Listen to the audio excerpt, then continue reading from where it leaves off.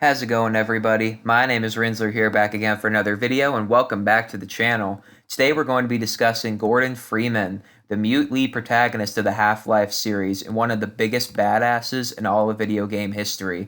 He's fought 3 games in a row without eating or sleeping to ensure the survival of the human race against the tyrannical Combine overlords.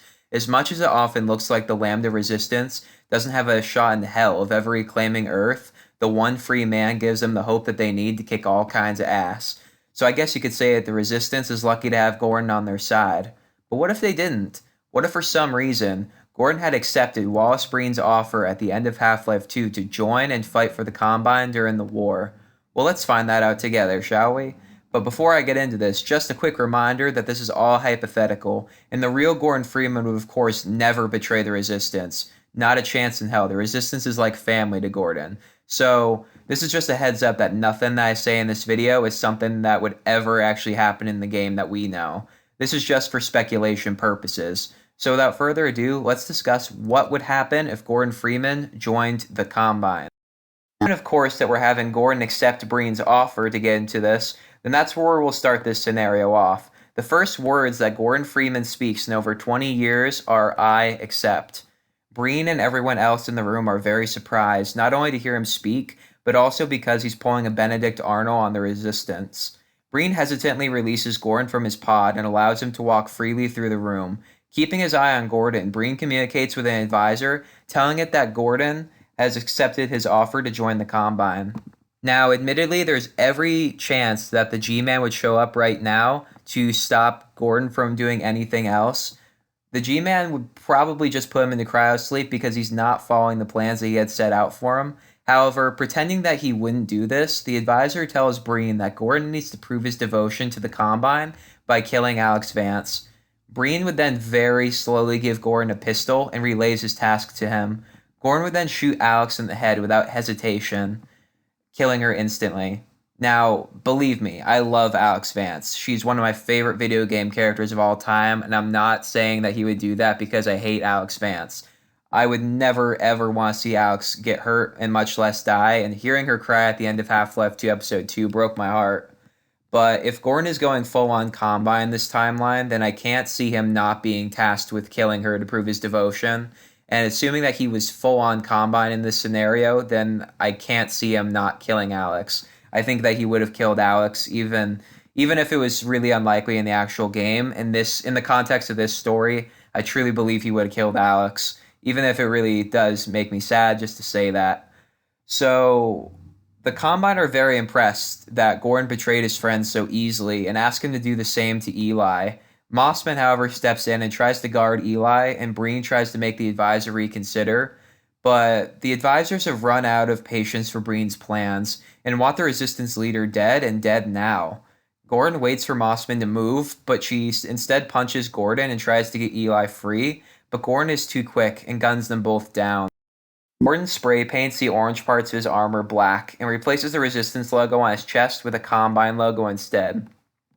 Gordon then leads the uncertain Combine throughout City 17 and aids them in gunning down all the Resistance members in the city, including Barney Calhoun.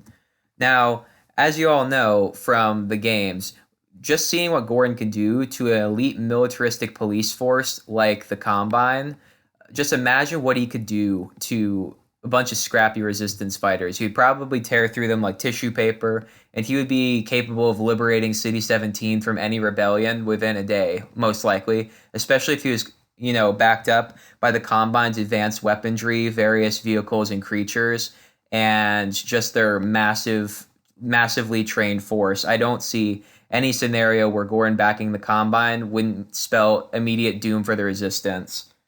Nobody would be safe from Gordon Turncoat Freeman. Dog would then attack Gordon reluctantly, but Gordon would use the gravity gun to hold Dog in place, while the Combine use RPGs to destroy Dog for good.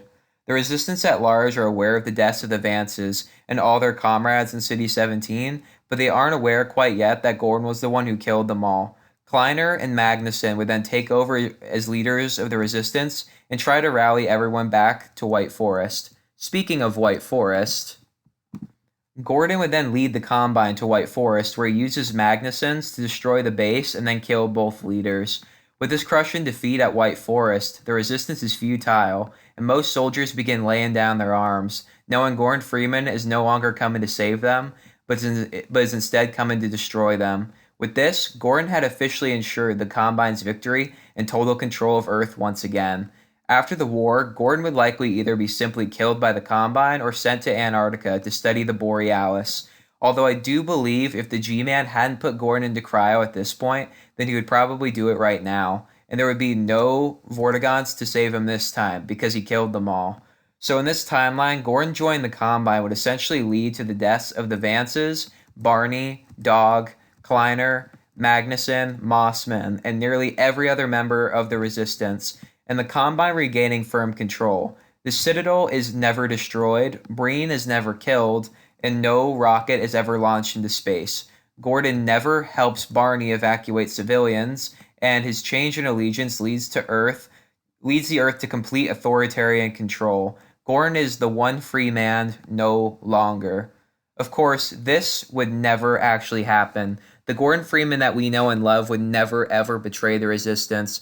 The Resistance is almost like family for Gordon. He would never ever betray them. And I think that if he ever betrayed the Combine, then he would never be redeemable again.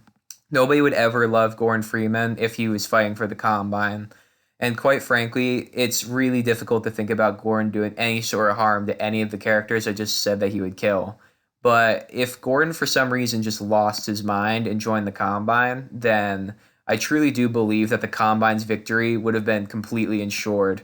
Gordon Freeman was definitely the Resistance's most valuable asset, and if he joined the Combine, then it would definitely have turned the tides of the war right back towards the Combine, which it was before Gordon ever was woken up from his cryo sleep. There is a reason that the Resistance didn't actually start fighting the Combine until Gordon returned. It's because they knew they didn't stand a chance in hell until Gordon did return.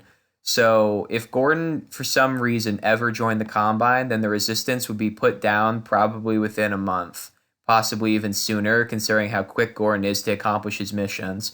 And if they ever tried to rebuild like a bunch of other small Resistance bases, then Gordon would probably still be able to break in and rip through them like tinfoil, especially if they tried to re-equip themselves at Black Mesa East, because he could simply break into there through Ravenholm because he knows the secret passageway.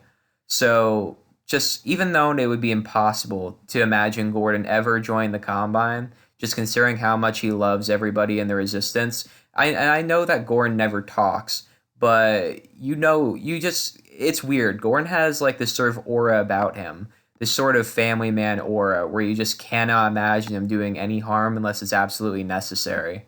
And I truly, with all of my heart, do believe that Gordon Freeman would never, ever be a Combine. And honestly, making this video was just for pure speculation purposes. Because to quote George R. R. Martin, one of my favorite authors, he said that every good guy has the potential to do bad. And in my opinion, Gordon Freeman would have the potential to do bad things, but he never would act on those ill-intent thoughts. Gordon Freeman is too much of a family man to do anything to the Resistance. He would never join the Combine.